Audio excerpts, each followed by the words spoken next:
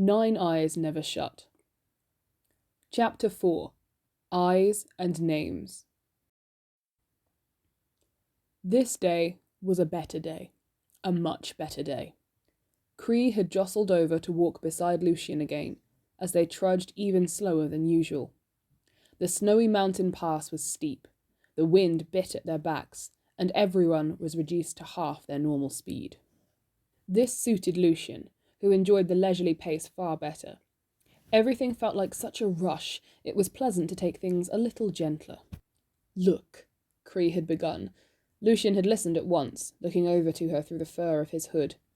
"I meant what I said before. I will do anything to stop you from going off track, but whatever happened is done now. I know it wasn't your fault." Lucien was confused. What happened?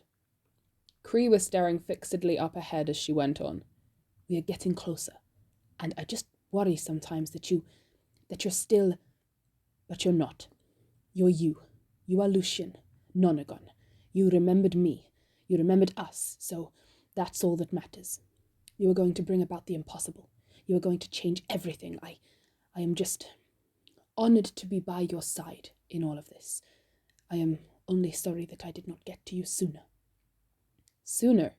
Lucien asked. "If I had known, if I had not been so foolhardy, if they had just told me that you were... But no, they left you in the snow, and I had to find out months later. Months! I could not believe it. I set off straight away, I promise you. Of course the gentleman wasn't too happy, but what did that matter? What did any of it matter? If I could get you back with us again." Cree was rambling, and Lucien was trying to piece together everything she meant, but one thing had suddenly become abundantly clear. "Cree, how long was I dead?" The tabaxi blinked. "Which time?" "I knew it." "I've been trying to tell you." "Just shush a moment, let me work this out." "How many times have there been?" Cree sighed. "As far as I know, 2. "Well, that seemed to fit." "All right, so how about the first time?" The snow was denser the further they pushed up this slope, but the summit was coming into view. "Nearly 3 years." Lucien stopped walking, partly out of shock and partly because the party had come to an abrupt halt as they worked their way through a particularly heavy snowdrift. "I was dead for 3 years?" "I thought so." "What does that mean?" "I believed you were buried in the ground where we laid you. I believed the ritual had failed. Lucien, we all believed it. You told us, remember? If everything were to go wrong, I was to disband everyone and go our separate ways. It was your plan, and we just did as you told us, but..." She seemed to wrestle with herself. "But then I saw you again, in Zadash, and I thought we had gotten it all wrong. You seemed to know me. You spoke of things I thought only you could have known, but when I thought of it again, it seemed such an obvious ploy. You... No, I am sorry, it was not you at all.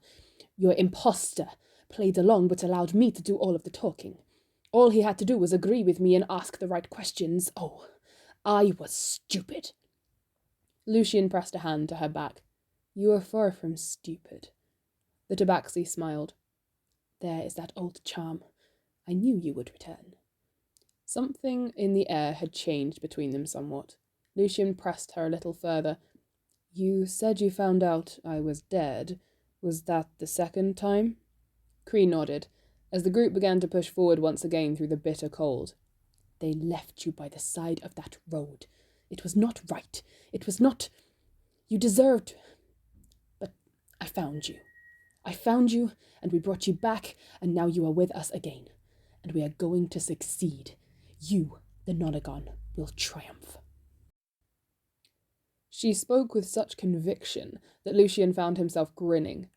It only grew wider and more determined as they trekked on through the snow. A sudden feeling of unease swept over the tiefling. He was not so rattled that he stopped smiling, or indeed walking, but something felt different, like he was being watched.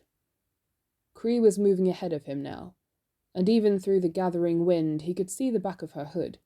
She was not looking his way. He supposed it could be any of the others, but did not turn to check. He was filled with an intense sense of purpose now. He was the Nonagon. He was going to change the world. A long, long way away, beside the empty grave on the Glory Run road, a blue tiefling girl's eyes snapped open. Lucien snapped his fingers. Excellent! Cree clapped her hands together as the spell faded around them. I had no idea, Lucien breathed, staring down at his right hand. The twin red eyes were pulsing, glowing fainter now, but still unmistakably white. You can do so much, Nonagon. Cree stood beside him, watching as the eyes slowly changed back to scarlet. So much. We will practice, every day, until you remember it all. Lucien hugged her. Thank you, he mumbled into her soft fur. Thank you for helping me. Without really knowing why, Lucien reached up and planted a gentle kiss to Cree's forehead. Thank you. The tabaxi seemed taken aback. She patted the tiefling on the arm, but drew away as soon as he slackened his grip. Everything all right? Lucien asked. Fine. She was lying, and they both knew it. Get some rest. Lucien plonked himself down next to the fire, watching the night gather itself in all around the cavern mouth. It was no tavern, but it was enough to stave off the bitter winds that lashed at any exposed skin all day. He was not sure how to feel anymore. He had been so thrilled to have felt purpose again, so delighted to have Cree back on speaking terms, so happy to have finally pieced something together, but now... He examined the snake curled down onto his hand. Had he really attempted to cover up his 9 eyes? Yes, came the reply. But why, though? Because they're goddamn ugly and creepy to boot. That made Lucien snort. It was true. Who are you? He asked the voice in his heart. I don't remember. Then I will find out. For the both of us. Then it came again, that unmistakable feeling of being watched. It was like a tickle at the back of his neck, a whisper on the air. Lucien ignored it. They would grow bored of looking at him soon enough. He was almost certain it was Cree. He stared into the flames, pondering. I lived, then I died, then I lived again, then I died a second time, and here I am, back alive once more. He found himself muttering quietly then. I like this person, right now. A good person. A happy... But he broke off. He had said those words before. To somebody. To several somebodies. 9. No, he corrected the voice. There were maybe 5 of them, not 9.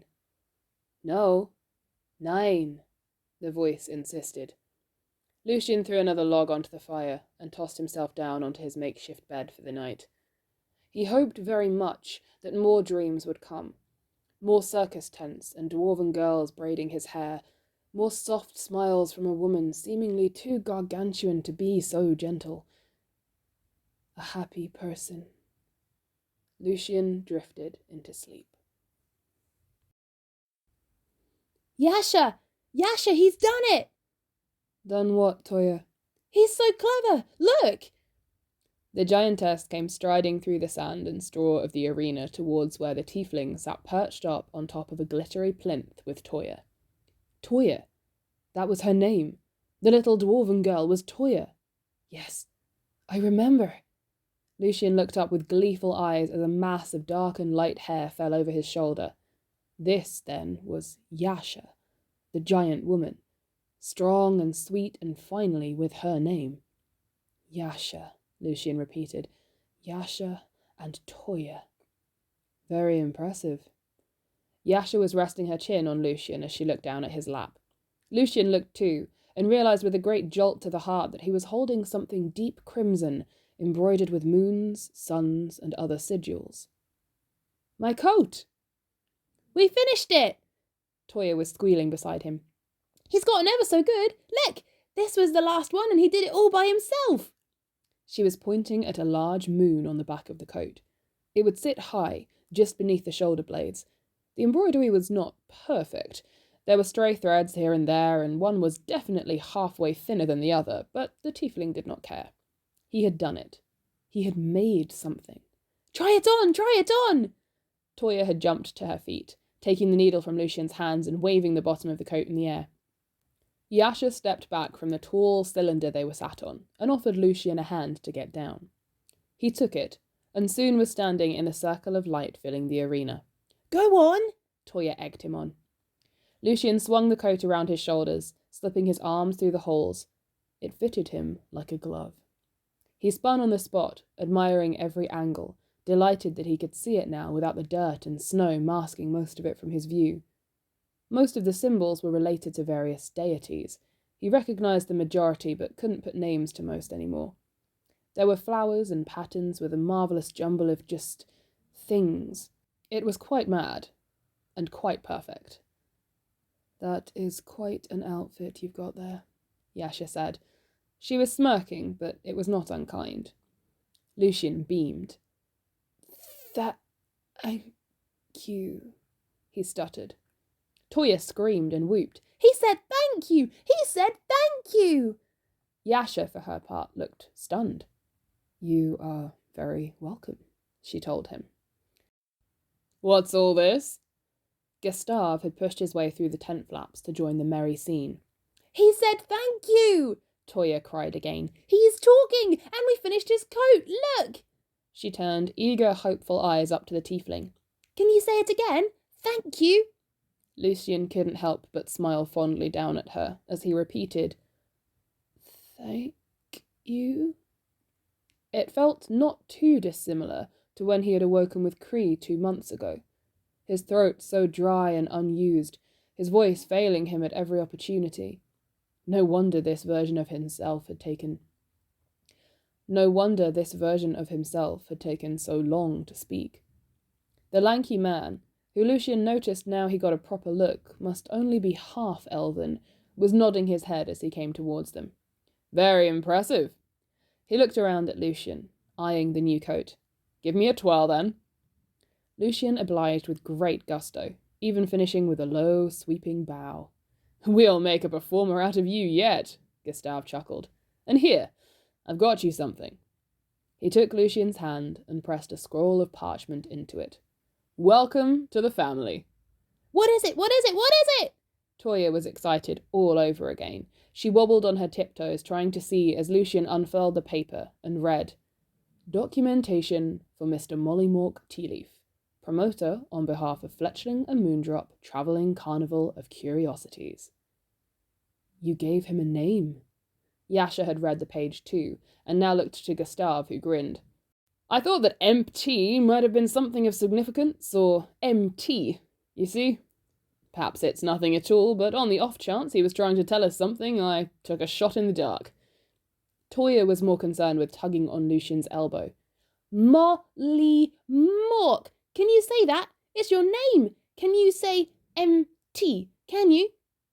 MT, Lucien repeated, trying to keep his voice steady. Great! But can you say Mollymauk? She sounded it out slowly for him, as she did with everything else. The tiefling swallowed and tried again. Molly. That's it! The little girl was giddy with excitement. That's you! You're Molly! Mollymauk. Yep. Mollymauk Tealeaf. That's my name. Molly to my friends. And we're friends now, aren't we? Back in the cavern in the snowy wilds, the lavender tiefling woke with a start.